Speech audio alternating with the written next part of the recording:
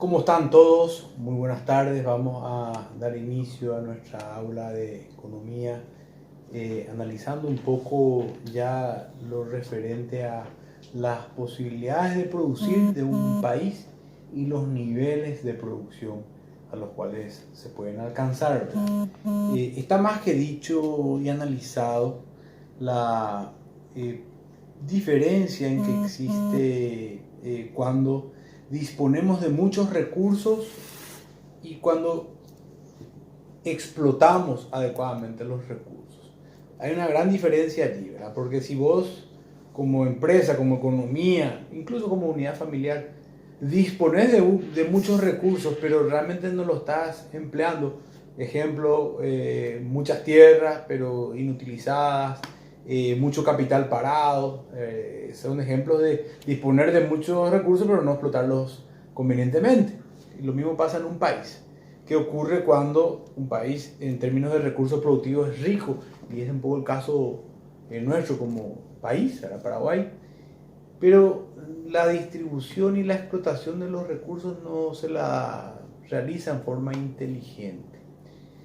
Y no se explotan convenientemente los mismos, siempre respetando el medio ambiente y todo lo que hace al ecosistema.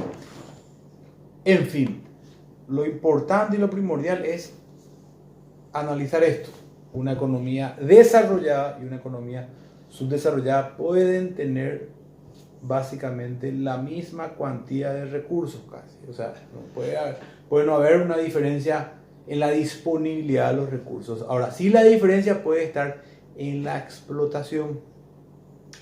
Vale decir, países muy desarrollados como Finlandia, Islandia, poseen pocos recursos y vamos a mirar a los países del continente sudamericano.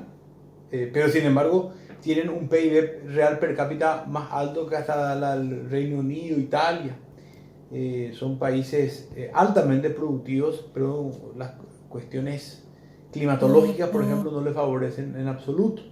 También la localización, están muy cerca del Polo Norte, un clima invernal casi todo el año. O sea, pocos recursos, sin embargo, lo saben explotar y muy bien. Su expresidenta Marta Halonen hablaba justamente de que hay que tener mucho coraje para utilizar los recursos que se recaudan en el gobierno y destinarlos a educación. El 6% del PIB destina a Finlandia a educación.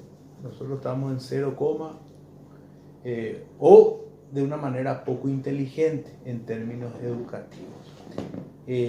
Resumiendo un poco y también repasando nuestra charla pasada, una economía desarrollada donde apunta no tanto en los recursos, sino apunta en la inversión, en el destino de los recursos.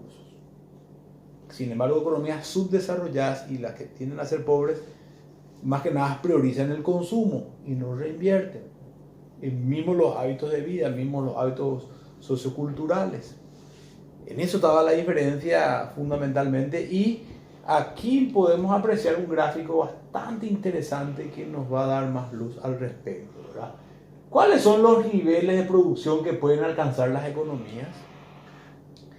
Si nosotros miramos este eje cartesiano, esta curva de frontera de posibilidades de producción, podemos observar que si estamos en este punto O, significa desempleo total de recursos. Es decir, la economía tiene de recursos hasta aquí, pero no los explota. Ejemplo, países ya con tierras no utilizadas para la agricultura, cero.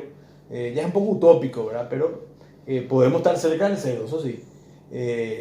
Pueden ser con muchos capitales, mucha materia prima, pero casi nada explotado. Puede ser con mucha mano de obra, pero que no esté trabajando y que no les interese mucho trabajar a la sociedad, o que no quiera estudiar y cosas así, ¿verdad? O sea, muchos recursos, pero no explotados. Ese es el concepto.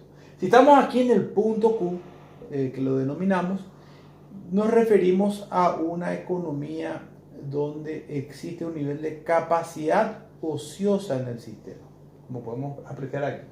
Es decir, existen recursos, y se explotan regularmente. O sea, no en un 100%, pero sí de repente en un 50%. Industrias con máquinas paradas, de repente empresas con poca o regular producción. Hoy, por ejemplo, de este punto, quizás Paraguay bajó cerca del punto O, porque tenemos muchos recursos, pero hoy no estamos explotando casi nada por la cuestión de la pandemia. Y si nos ubicamos en el punto P, hablamos de un nivel de pleno empleo de recursos. Es decir, ya también utópico, ¿cierto? Un poco ideal, imaginario, pero estamos hablando de un país con 0% de desempleo, o sea, todo el mundo trabajando, produciendo, todos los capitales invertidos, movilizados, tecnología, alta productividad en un país, ¿verdad? Pueden haber muchos o pocos recursos, pero acá lo importante es la explotación total de estos recursos. Y el punto R ya es un nivel imposible de producción, salvo que esta curva se expanda, es decir, que aumenten los recursos. Pero en términos más sencillos, aquí no puedo o no me da el cuero para producir. Esa es la cuestión. O sea, hasta aquí yo puedo producir, pero aquí yo no puedo alcanzar. Este nivel es imposible para mí porque no tengo los recursos. O sea, para producir aquí necesito, si tengo $1.000.000 de capital, y necesito, para producir aquí necesito 1.300.000 o 1.500.000, ¿verdad? Básicamente es un poco la cuestión que tenemos que ponernos a analizar, ¿verdad? Lo mismo pasa con la tierra, lo mismo pasa con, o sea, de repente puedo tener muchas hectáreas, propiamente hablando, pero o los cultivo convenientemente y los exploto excelentemente, o de repente tengo muchas parcelas que prácticamente son zonas áridas que no están siendo cultivadas. O sea,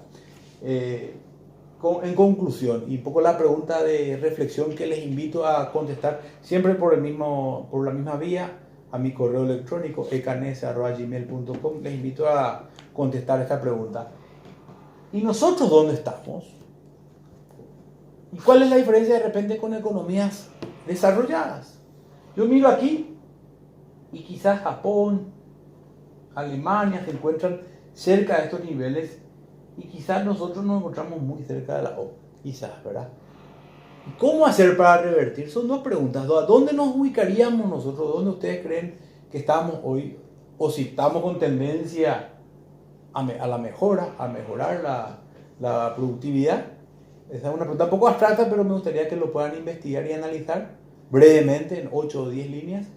Y fundamentalmente, cuáles son las medidas que uno puede tomar como país para mejorar la productividad. Les invito a analizar qué pasa con, por ejemplo, hoy lo que estamos discutiendo acerca de los funcionarios públicos.